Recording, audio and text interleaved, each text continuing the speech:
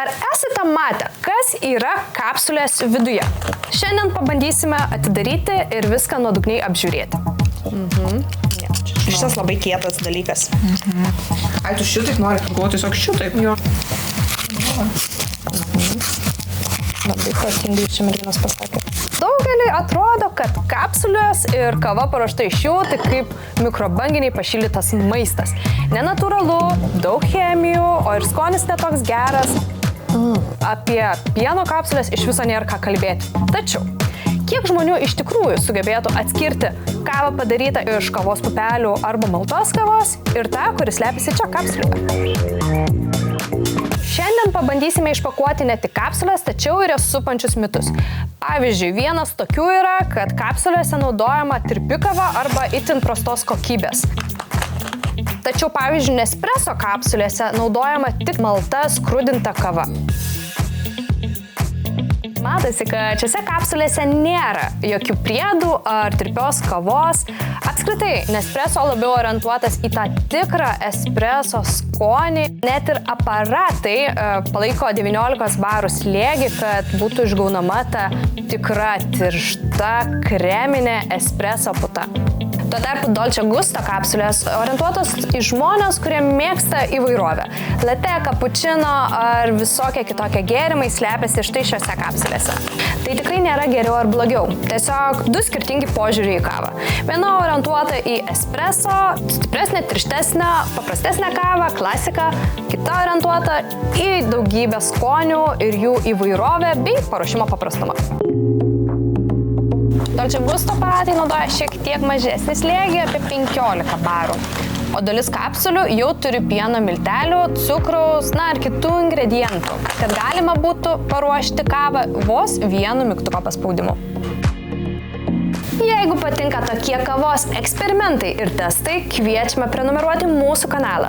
O šiandien dar sužinosime, iš ko sudarytos kapsulių pakuotės, ar brangesni kavos aparatai tikrai turi prasmės ir ką tai keičia, ir kasgi slepiasi pieno kapsulių viduje. Iš esmės, čia yra lygiai tas pats pienas, tik iš jo pašalintas vanduo.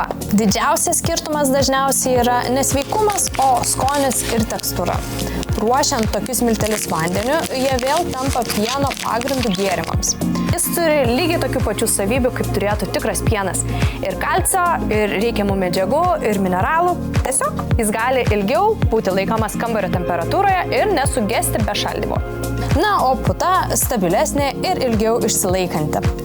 Tai leidžia cappuccino ar latte pasidaryti praktiškai per minutę ir be jokio papildomo pasiruošimo.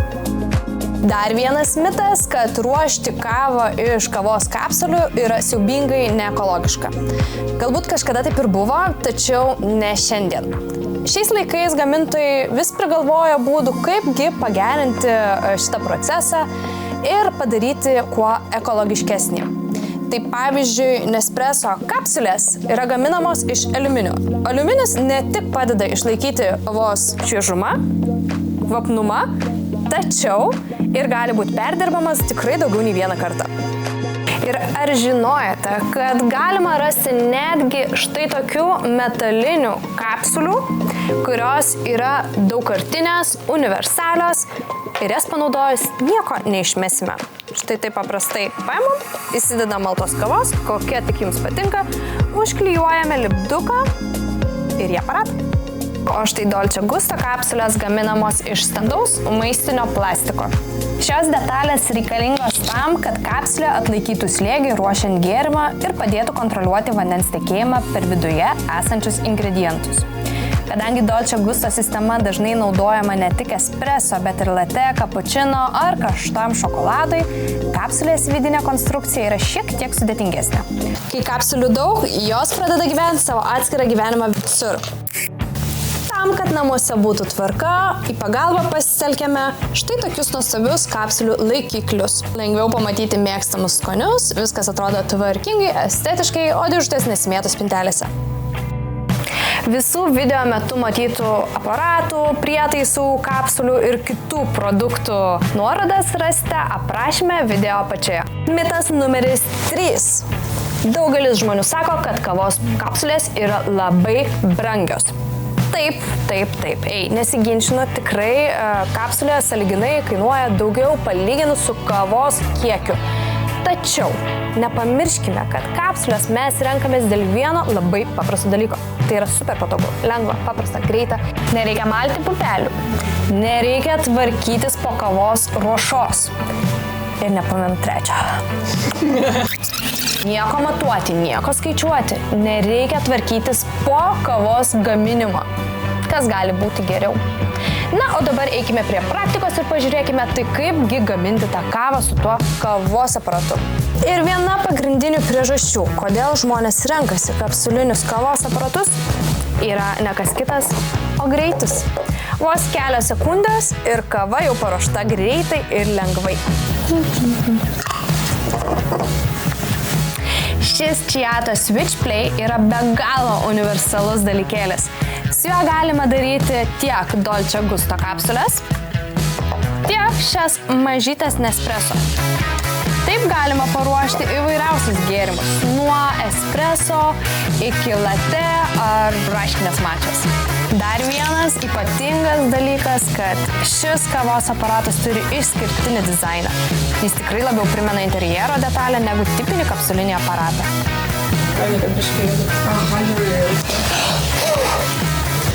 Dar pūst. Dar vienas kavos aparatas, lyginant su šituo gražuoliu, šitas mažesnis, tad puikiai tiks ir patiks studentams bendrabutyje, viešbučio kambariuose, o gal netgi keliaujant stovyklauti į gamtą. Jis prieinamas visiems. Mažas aparatas mažoms kapsulėms. Jis puikiai tinka tiems, kurie nori labai kokybiškos kavos, greitai ir patogiai. Kai supranti, kiek mažai čia pastangų, kapsulių populiarumas tampa visiškai logiškas. O dabar aparatų lenktynės.